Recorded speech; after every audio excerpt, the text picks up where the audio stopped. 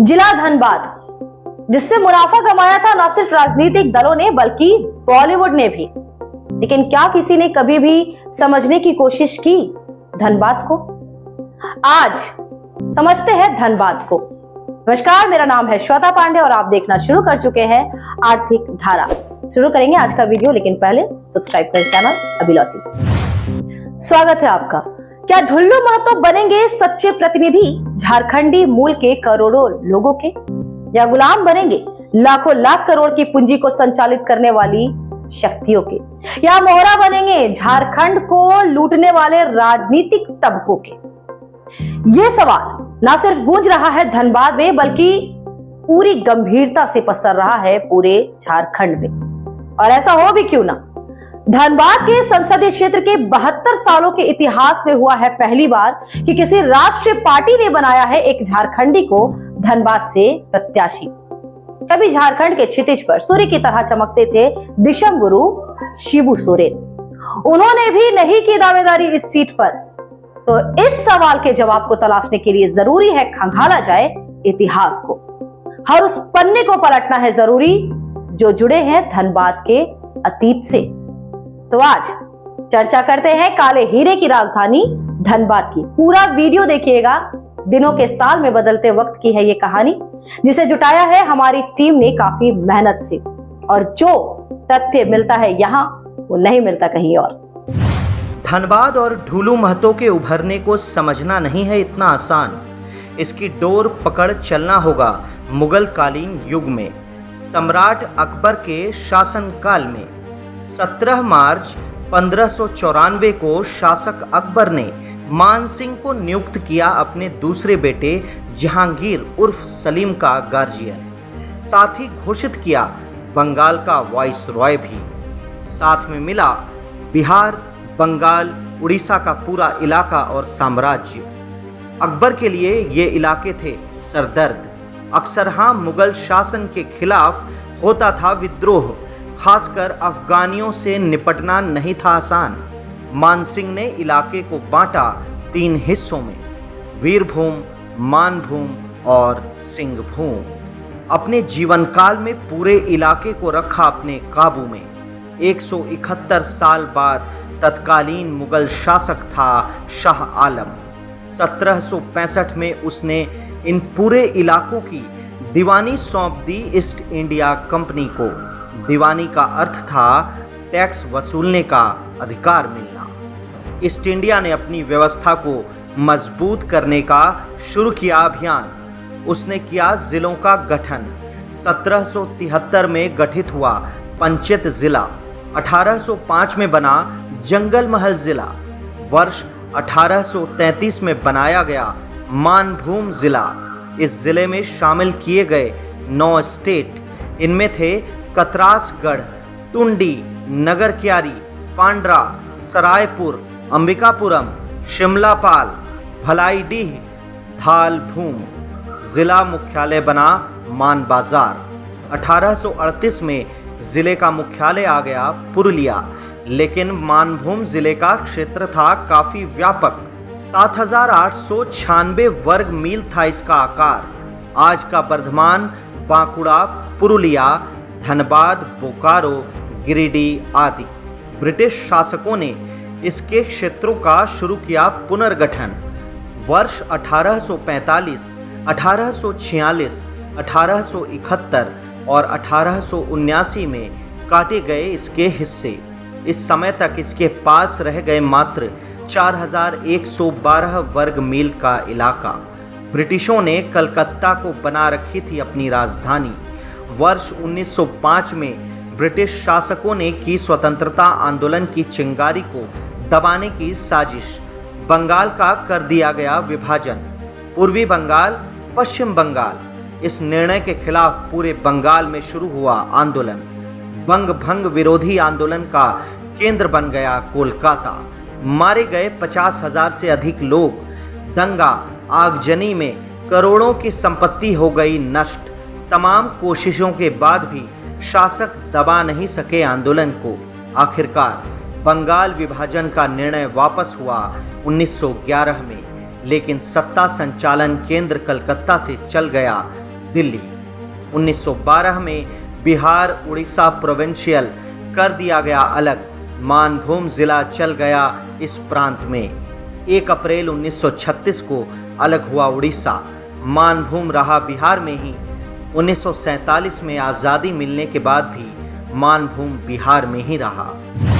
दुनिया के इतिहास में बांग्लादेश इसलिए है चर्चित कि उसका जन्म हुआ था भाषा आंदोलन से। इसी भाषा आंदोलन से मातृ दिवस को मंजूरी मिली वैश्विक स्तर पर। यह घटनाक्रम हुआ साल 1971 में, लेकिन इतिहास के पन्नों में दर्ज है कहानी उसके 60 साल पहले मानभूम जिले में चला था भाषा आंदोलन। 45 वर्षों के बाद आया था परिणाम, गठन हुआ था धनबाद और पुरुलिया जिलों का। बंग भंग आंदोलन को सफलता के बाद वर्ष 1911 में वापस हो गया विभाजन का निर्णय।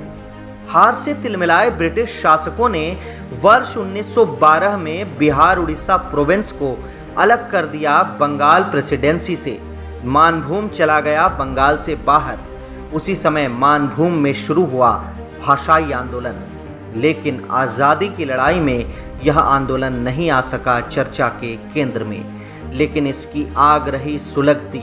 आज़ादी के बाद मानभूम जिला शामिल रहा बिहार में। वर्ष 1948 में तत्कालीन बिहार सरकार ने हिंदी को घोषित किया सरकारी भाषा।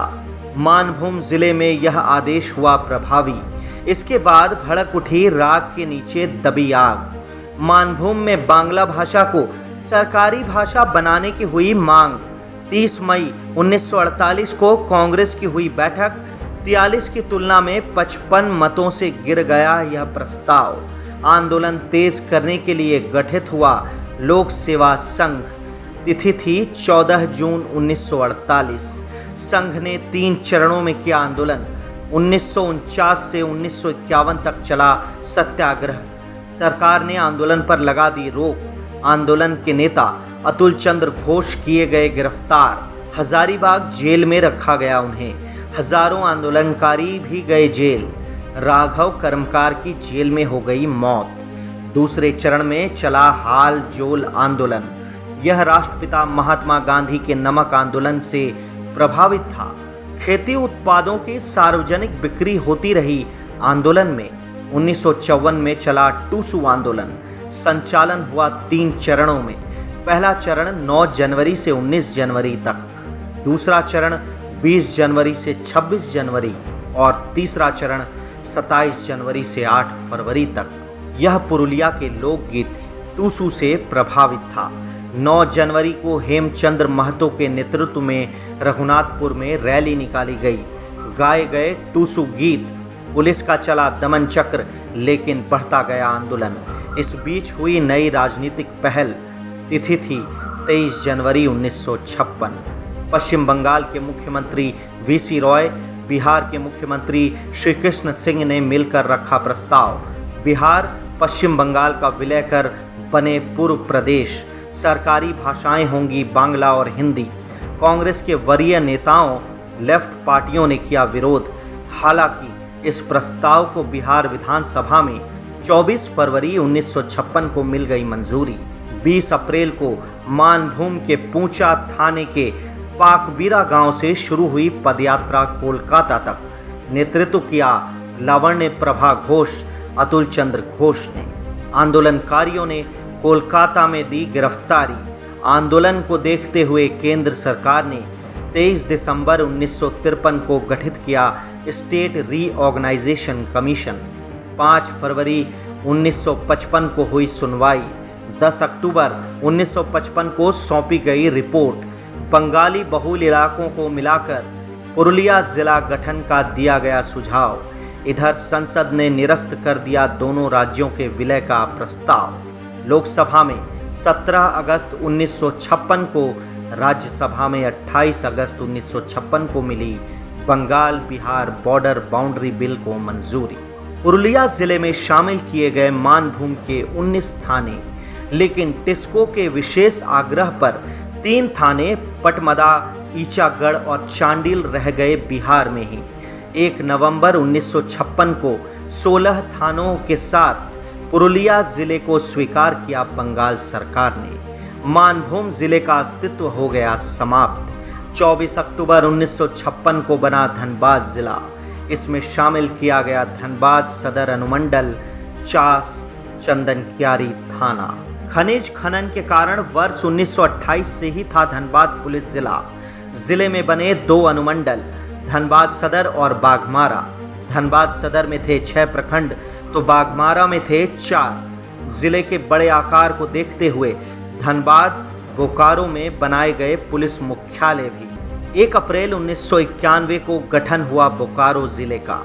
धनबाद के चास और चंदन क्यारी प्रखंड, गिरिडीह जिले के बेरमो अनुमंडल को शामिल किया गया। इनमें फिलहाल धनबाद संसदीय इलाके में है 6 विधानसभा क्षेत्र: बोकारो, चंदन क्यारी, धनबाद, झरिया, सिंदरी और निरसा।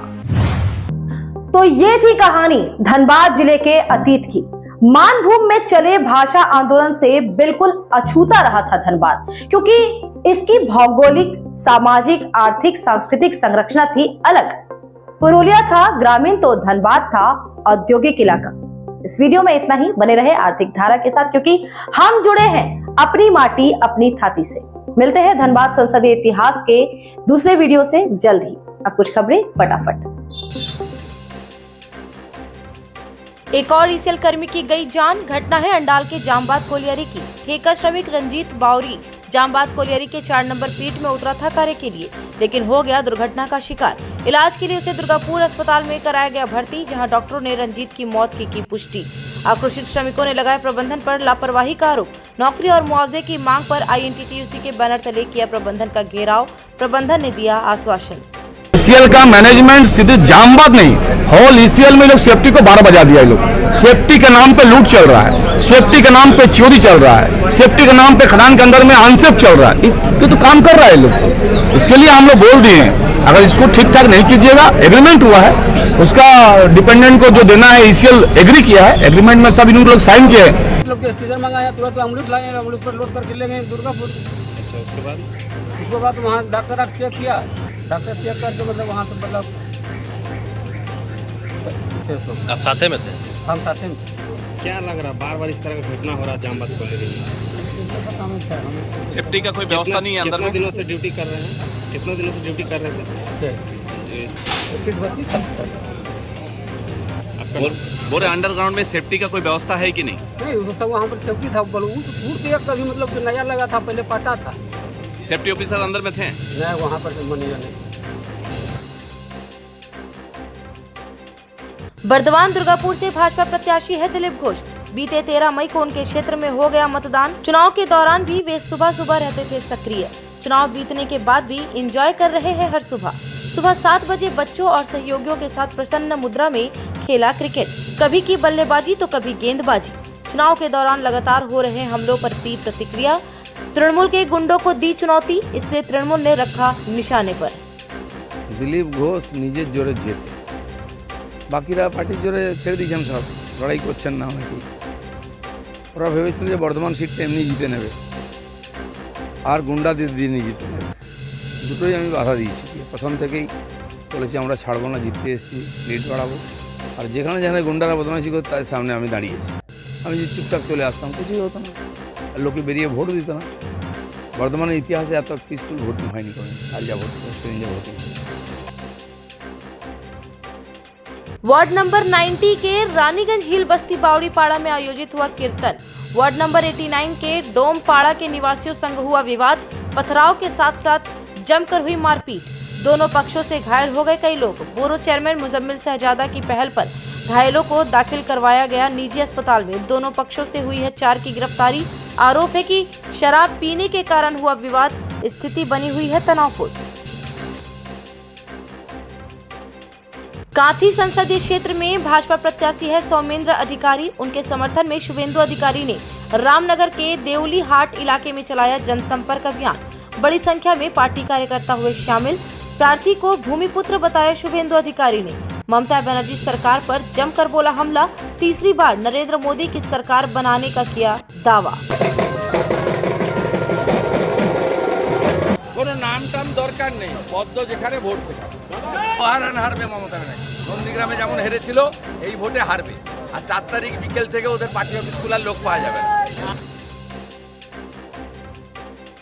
आगामी 25 मई को होने वाले है 5वें चरण के मतदान। पुरुलिया लोकसभा क्षेत्र में चुनाव प्रचार है पिक पर। तृणमूल अपनी पूरी ताकत झोंक रही है इस सीट को बीजेपी से छीनने के लिए। लगातार तृणमूल के स्टार प्रचारक पहुंच रहे हैं पुरुलिया और लोगों से कर रहे हैं प्रत्याशी शांतिराम महतो को जीत दिलाने की अपील। टॉलीवुड अभिनेता सह तृणमूल के सांसद एवं घाटाल के तृणमूल प्रार्थी दीपक अधिकारी उर्फ देव ने किया पुरुलिया के काशीपुर में रोड शो। टीएमसी समर्थकों की उमड़ी भीड़।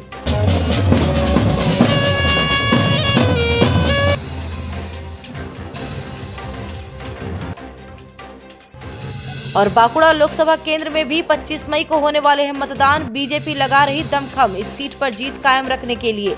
उम्मीदवार सुभाष सरकार के समर्थन में पहुंचे बांकुड़ा। भारतीय जनता पार्टी के राष्ट्रीय अध्यक्ष जेपी नड्डा हुए सार्वजनिक बैठक में शामिल। संतूरी ब्लॉक के हंसदीमा मैदान में जनता को किया संबोधित। तीसरी बार नरेंद्र मोदी को प्रधानमंत्री बनाने के लिए सुभाष सरकार के पक्ष में मतदान करने के लिए की जनता से अपील। आज के लिए इतना ही। मुलाकात होगी एक और वीडियो के साथ। तब तक के लिए स्वस्थ रहे, अपना ध्यान रखें, जुड़े आर्थिक धारा के साथ। और अगर आपने अब तक हमारा चैनल सब्सक्राइब नहीं किया है तो चैनल को सब्सक्राइब करें। वीडियो पसंद आती है तो लाइक करें, इसे शेयर करें। हमसे जुड़ने के लिए आप हमें फेसबुक और एक्स पर भी फॉलो कर सकते हैं।